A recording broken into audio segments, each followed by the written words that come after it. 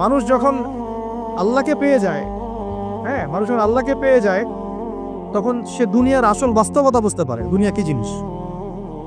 আলী রাদিয়াল্লাহু আনহুর একটা বই পড়ছিলাম, ওনার যে মানে দর্শনগুলা, ওনার যে মানে চিন্তাভাবনাগুলো, ওনার কিছু লেখা ছিল, কিন্তু এগুলো সব জায়গায় আসে নাই।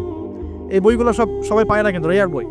তো ওখানে দুনিয়ার এক্সাম্পল দিচ্ছেন উনি বলছেন দুনিয়া এমন জায়গা যেখানে কেউ যদি ডুব দেয়, সমুদ্রে ডুব দেওয়ার মতো জাস্ট ডুব দেয়, তাহলে তার আমল, যত নেক আমল, সব আমল কমে আসবে। এটা কিন্তু বাস্তব। দুনিয়াতে ডুব দিবেন আপনি, দেখবেন আপনার নেক আমলগুলো কমে আসতেছে। তিনি বলছেন দুনিয়া হচ্ছে সাপের মতো। কেমন? সাপের মতো। ধরতে নাকি খুব সফট লাগে, ধরতে খুব স্পর্শ করতে সফট মনে হয়, কিন্তু এর বিষ যদি একবার ঢুকে দেয় শরীরে, আর রেহাই নাই। কথাগুলোর গভীরতা অনেক। এক জায়গায় লিখছেন উনি যে আমি দুই শ্রেণীর মানুষকে নিয়ে খুব সমস্যা আছে। এক শ্রেণী হচ্ছে যারা জাহেল আবেদ, মানে ইবাদত করে, অনেক ইবাদত করে কিন্তু জাহেল, জ্ঞান নাই কিন্তু ইবাদত করে, এদেরকে নিয়ে আমি খুব সমস্যা আছে। আর এক শ্রেণী হচ্ছে যারা ব্যক্তিত্বহীন আলেম, এদেরকে নিয়ে আমি সমস্যা আছে। আলেম কিন্তু কোনো ব্যক্তিত্ব নেই, এই জন্য মানুষ তার কাছে আসে না, দূরে সরে যায়। ব্যক্তিত্বহীনতার কারণে অনেক আলেম থেকে মানুষ দূরে সরে যায়, কিন্তু একজন আলেম যদি ব্যক্তিত্বশীল হয়, মানুষ তার কাছে আসে। খেয়াল করে দেখবেন। তো উনি বলছেন আমি এই দুই শ্রেণীর মানুষকে নিয়ে সমস্যা আছে, আর পড়তে শুরু করলে মনে হয় যে পড়তেই থাকে। বলছেন যে আমি অনেক জায়গায় ঘুরলাম, অনেক কিছু দেখলাম, শুনলাম, বুঝলাম, শেষে গিয়ে বুঝলাম যে মানুষ শুধু স্বার্থের জন্যই মানুষের কাছে থাকে। বলছে কথা। তিনি বলছেন তুমি যদি ভালোবাসাকে বাড়াতে চাও তাহলে মানুষের সাথে খুব বেশি মেলামেশা করতে যাও, একটু কম মেলামেশা করো, একটু দূরত্বে থাকো, তোমাকে মানুষ ভালোবাসবে। আর তুমি যদি খুব বেশি ডুব দাও না, তখন তোমার মূল্য আর ব্যক্তিত্ব নষ্ট হয়ে যাবে। এক একটা কথা কতগুলো বলে শেষ করব, অনেক আছে। এক পর্যায়ে তিনি ফাতিমা রাদিয়াল্লাহু আনহা যে ইন্তেকাল, এই ইন্তেকালকে নিয়েও দুটো লাইন লিখেছেন। এই লাইনগুলো পড়তে গিয়ে চোখ দিয়ে পানি চলে আসছে। তিনি বলছেন তোমাকে কতদিন দেখি না, কতদিন ছুঁয়ে দেখি না, কতদিন তোমার কাছে যাই না। সবাই বলে তুমি আমার থেকে দূরে, কিন্তু সত্যি কথা হচ্ছে তুমি আমার কলিজার ভিতরে আছো।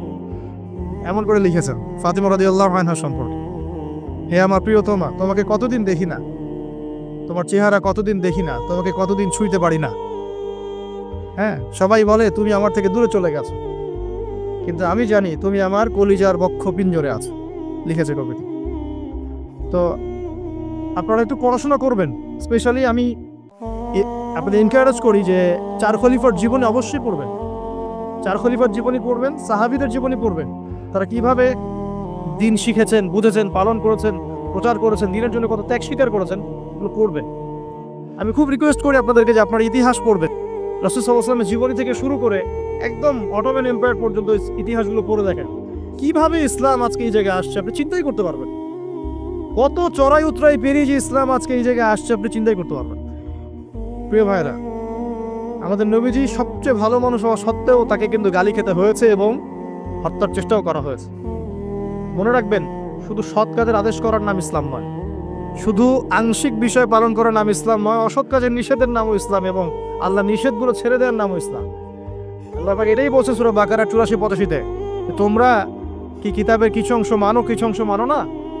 ফামা জাযাউ মা ইয়াফআলু যালিকা ইল্লা খিzyun ফিল হায়াতিদ দুনিয়া, দুনিয়াতেই আমি লাঞ্ছিত করে দেব এমন অপরাধ করলে। ইয়াউমাল কিয়ামা ইউরাদ্দুনা ইলা আশাদ্দিল আযাব, কিয়ামতের মাঠে সবচেয়ে যন্ত্রণাদায়ক শাস্তি এদেরকে দেওয়া হবে। কাদেরকে? যারা কিতাবের কিছু অংশকে মানি, কিছু অংশ মানি না। পারি না পারি, আগে আকীদা পরিষ্কার রাখবো যে ইসলামে প্রত্যেকটা বিষয়ের হেদায়েত আছে, এটাই চূড়ান্ত দিন, এর বাইরে কোনো দিন আল্লাহর কাছে গ্রহণযোগ্য হবে না। কেউ চর্চা করলে তা কোশ্চিনকালও কবুল করা হবে না। এবার আসেন, এর ভিত্তি কি? এর ভিত্তি হচ্ছে দুইটা। কয়টা? দুইটা থেকে আরো দুইটা এসেছে, এই দুইটা হচ্ছে মূল।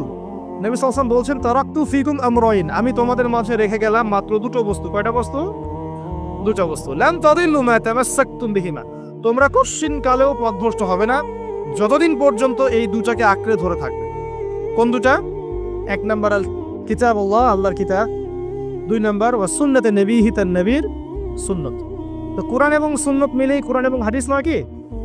আচ্ছা, এখন আমাদের সামনে নবীজি নাই, আমাদের সামনে সাহাবায়ে কেরাম নেই, আমাদের সামনে তাবে তাবেঈন চার ইমাম কেউই নাই, ওলামায়ে কেরাম আছেন, আর আমাদের সামনে আছে কোরআন এবং হাদিসের কিতাবগুলো। এই তো ইসলাম আমরা দেখছি, তাই না?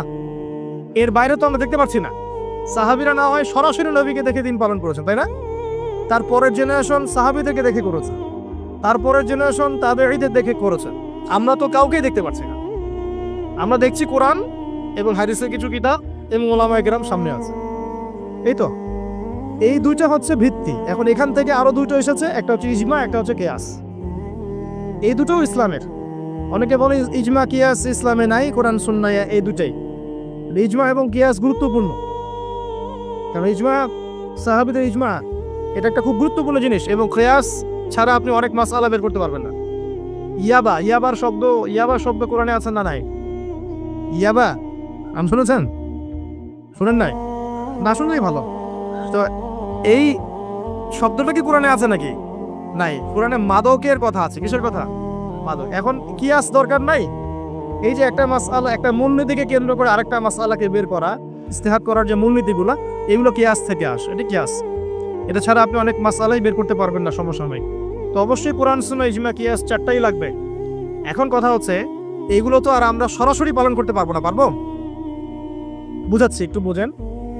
মনে করেন সামনের দিনগুলোতে দেখবেন বিচ কয়েন আসবে। কি কয়েন?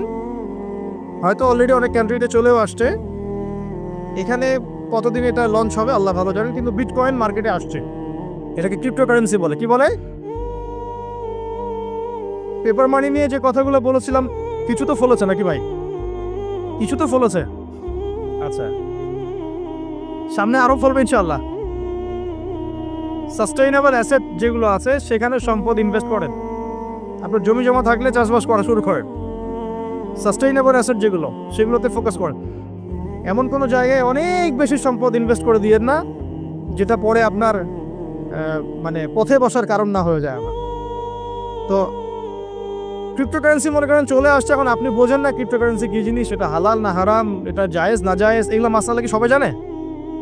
জানে কি? এটার জন্য কোরআন সুন্নাহ জ্ঞান লাগবে, ইকোনমিক্সে জ্ঞান লাগবে না, পড়াশোনা লাগবে। এখন সরাসরি কোরআন এবং হাদিসের বইগুলো চর্চা করে আপনি কি এর সমাধান বের করতে পারবেন কি না? পারবেন? আপনার কি সেই জ্ঞান আছে, যোগ্যতা আছে? আর সেই যোগ্যতা কি সবার আছে? অল্প কিছু মানুষের থাকতে পারে, যারা ওলামায়ে কেরাম, তাদের এই যোগ্যতা। তাদের মধ্যেও হয়তো কিছু মানুষের নাও থাকতে পারে না, কিন্তু বরেণ্য ওলামায়ে কেরাম যারা, তাদের মাঝে এগুলো থাকবে ইনশাআল্লাহ। এখন আপনি কি করবেন? কোরআন সুন্নাহকে পালন করার স্বার্থে ওলামায়ে কেরামের দ্বারস্থ হবেন এবং তাদের কাছে মাসলা মাসালগুলো জেনে নেবেন। তাহলে আপনি একা একা চর্চা করে বিভ্রান্ত হওয়ার সুযোগ থাকবে। এই বিষয়টা খেয়াল রাখবেন। এখন নতুন কিছু ফিতনা আসছে যে কিছু মানুষ, সবাই না, অল্প কিছু মানুষ কোরআন সুন্নাহ নিজে নিজে পড়াশোনা করেই সব কিছুর সমাধান বের করতে চাচ্ছে। এটা ঠিক না। সব কিছুর সমাধান বের করতে হলে মুস্তাহিদ হতে হবে, আর সবাই মুস্তাহিদ হতে পারবে না। সবাই কি আবু হানিফা রাহিমাহুল্লাহ হতে পারবে নাকি? সবাই কি ইমাম শাফিঈ হবে নাকি? সবাই কি আহমদ বিন হাম্বল হতে পারবে? সবাই কি ইমাম মালিক হতে পারবে? পারবে না। অতএব জ্ঞান চর্চার স্বার্থে, দিন পালনের স্বার্থেই ওলামায়ে কেরামের দ্বারস্থ হতে হবে। হকপন্থী ওলামায়ে কেরাম। এমন ওলামায়ে কেরামের কাছে আবার যায় না যার সকালে চা খাওয়ার সময় একটা ফতোয়া থাকে, বিকেলবেলা একটা মাই খায়, রাত্রে ফতোয়া আবার উঠে যায়। এই জায়গায় হচ্ছে না, তাহলে সমস্যা। ঠিক আছে? তো আল্লাহ পাক আমাদের বরেণ্য ওলামায়ে কেরামদেরকে হেফাজত করুন, দোয়া করি, এবং তাদের নেক হায়াতে বরকত দান করুন, এবং তাদের মাধ্যমে তিনি আরো বড় বড় খেদমত আঞ্জাম দেওয়ার তৌফিক আল্লাহ পাক দান। এবং যুব সমাজকে রিকোয়েস্ট করবো আপনারা ডিটাচড হয়ে থাকবেন না, ওলামায়ে কেরাম থেকে ডিটাচড হয়ে আপনারা দিন পালন করতে যাবেন না, কারো সাথে সম্পর্ক রেখেই দিন পালন করবেন ইনশাআল্লাহ। আল্লাহ সহজ করুক। এখন এই ভিত্তি পেয়ে গেলাম, এবার শেষ করার আগে আমি মূলনীতিগুলো বলে শেষ করছি। এই মূলনীতি কি ইসলামে? শোনেন, এই জায়গাটা একটু ভালো করে শোনেন। নবী সাল্লাল্লাহু আলাইহি ওয়াসাল্লাম বসে আছেন মসজিদে। একজন ব্যক্তি আসলেন, ব্যক্তির গায়ে ধবধবে সাদা জামা, চুলগুলো কুচকুচে কালো, এবং তাকে মদিনার কেউ চিনে না। লা ইউরা আলাইহি আসারুস সাফর, তার গায়ে সফরের কোনো চিহ্ন দেখা যাচ্ছে না। তিনি আসলেন, এসে নবী সাল্লাল্লাহু আলাইহি ওয়াসাল্লামের হাঁটুর সাথে হাঁটু লাগিয়ে দিয়ে বসে পড়লেন। বসে নবীজিকে 4টা প্রশ্ন করলেন। কয়টা প্রশ্ন? 4টা। তার মধ্যে প্রথমটা হচ্ছে আখবিরনি আনিল ইসলাম, হে মুহাম্মদ সাল্লাল্লাহু আলাইহি ওয়াসাল্লাম, আমাকে ইসলাম সম্পর্কে বলো যে ইসলাম কি। ইসলাম কি জিনিস, ইসলামের ব্যাখ্যা কি, সংজ্ঞা কি? নবীজি বলছেন সাল্লাল্লাহু আলাইহি ওয়াসাল্লাম,